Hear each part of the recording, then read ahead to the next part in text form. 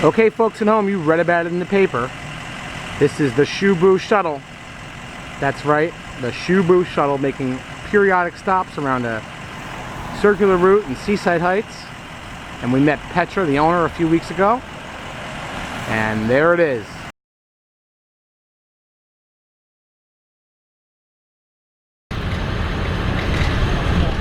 Why don't we...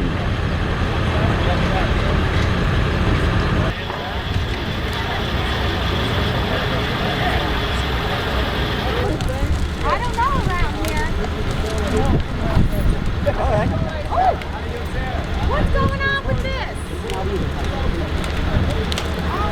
It's like me, it's a little twisted. Oh, it's a ladder.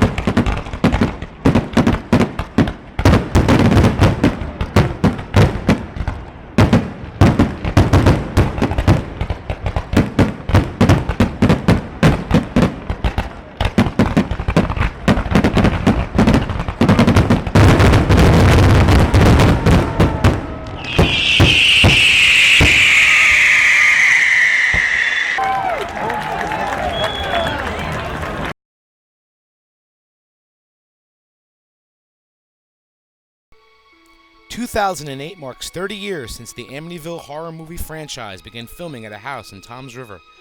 To mark the occasion, Seaside Heights will be kicking off their free Movies on the Beach series with an Amityville triple feature of all locally made films: Amityville Horror, Amityville 2 The Possession, and Amityville 3D The Demon. Friday, July 11th at dusk. For a full listing of all the free movies on the beach, go to SeasideHeightsPublicRelations.com.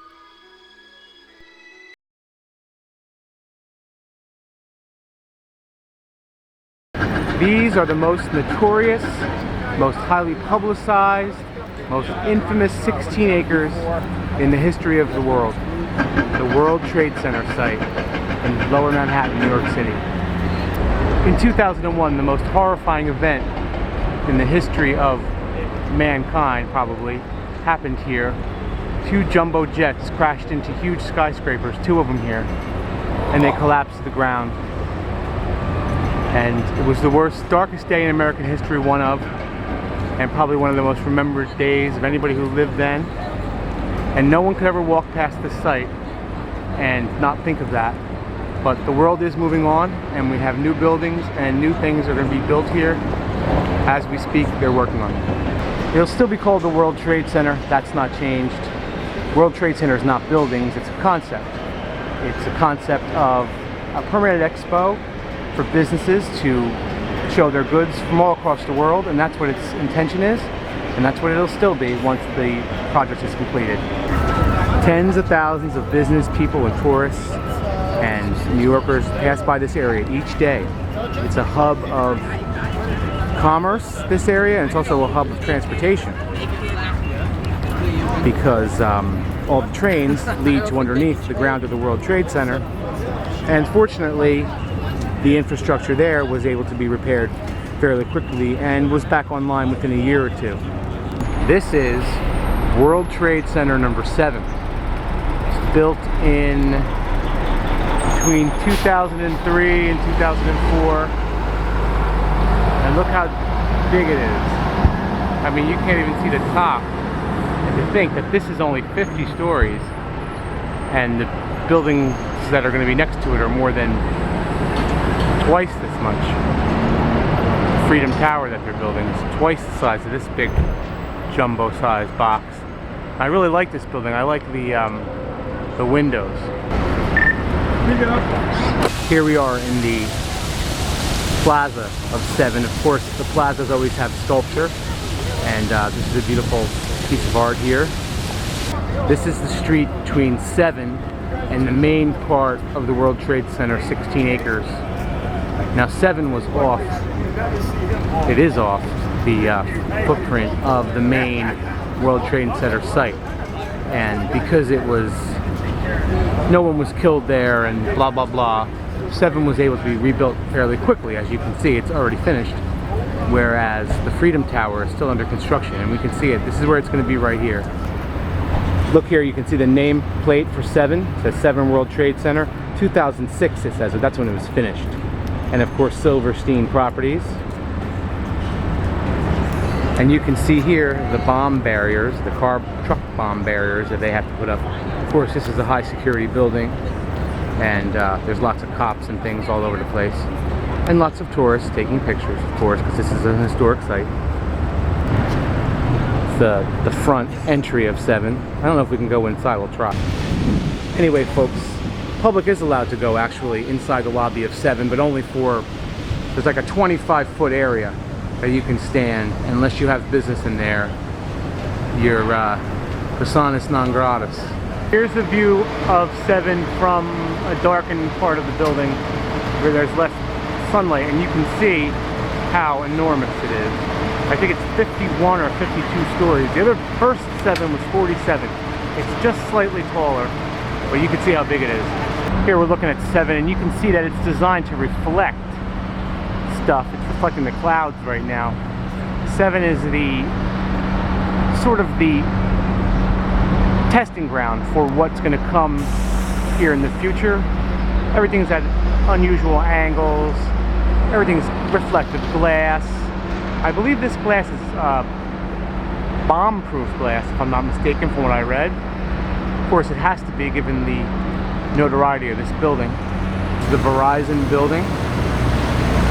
Verizon building is a 1920s, 1930s era Art Deco skyscraper, even though it is far from as tall as the neighboring buildings. This building was heavily damaged because it's right next to 7 and 1, which both collapsed. For those of you who might be unfamiliar with what it used to look like here, this was the location of building number 1. Rose in the sky, 1,350 feet tall. Over there was building number 2, the South Tower, facing the south end of Manhattan. And of course, that was the first building to collapse.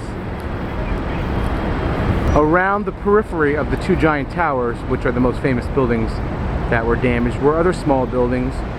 There was a hotel, and there were plaza buildings, and there was a plaza with a sculpture, and it's all gone now, but it's going to be replaced. And where the towers were are going to be a memorial called Reflecting Absence, a water pool. Very beautiful, very anticipated. It's taken them this many years to figure out what they're going to do here and to actually begin to do it. This is what it is to look like when it is completed. The Freedom Tower.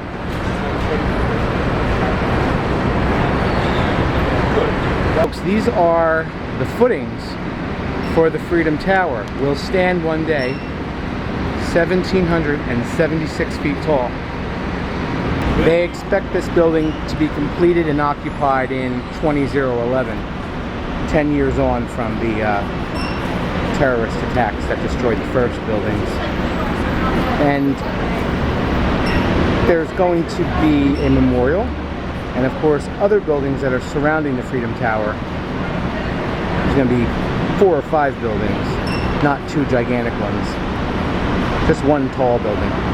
All the buildings will have floors occupied approximately to the same level, so no one's really high up. If you look there, folks, you can see that That's the famous bathtub. You see, the ground was excavated, and it has it was called a slurry method. They built these walls not to hold in water. It's a bathtub in reverse. It actually holds out the water, because right across the street from here is the water. Here is World Financial Center, and it's a big building, 50 plus stories, and that's the American Express building. Hit by debris on 9/11, huge gouges in it, but the building held, and here it is to this day. This is the Winter Garden across the street. Tower fell into it, it's rebuilt. It's beautiful, beautiful, beautiful public space.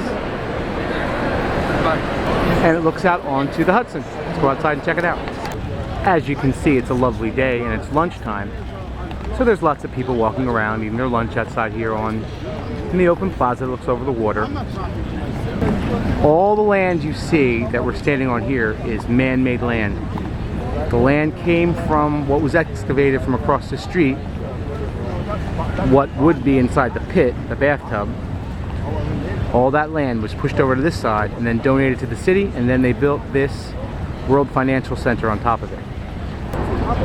Do a quick pan. These are the buildings of the World Financial Center. Try to go slow for folks at home. And you can see the Winter Garden we're coming up on. And then there are several more skyscrapers over there, designed by an architect named Cesar Pelli. And all the buildings interconnect to each other. They have a ground public space, which consists of a mall and lots of food places for the business people to enjoy. This is a very, very populated building. American Express operates out of here, and lots of different places. Okay folks, this here is the notorious Deutsche Bank building. It's being dismantled piece by piece. It was heavily damaged in the terrorist attacks. It got mold infestation, blah blah blah, and they had to take it down. Now here it is. It's, let's see, 7 years post 9/11 almost, and it's still there.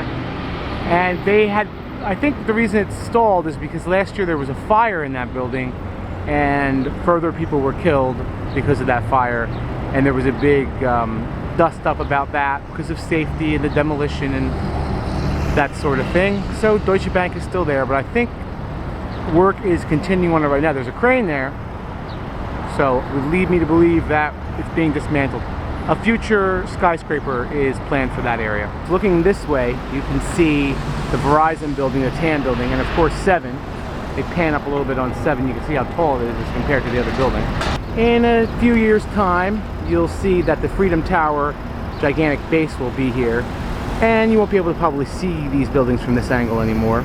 You can see the cranes in motion, and you're seeing a very historical thing, because this is probably the most anticipated building in the history of the world. Certainly the most publicized building ever in the world, due to the events that happened here. Tragic. 2,900 plus lives lost here at this location. Look, if you look real closely, folks, you can see it says World Trade Center 2012. So they keep moving it up the date a little bit, 2011, 2012. But one day, you're going to see a ginormous, I think that's a real word because it's in the dictionary, skyscraper, at least twice the size of that, towering up into the New York skyline to replace what was lost.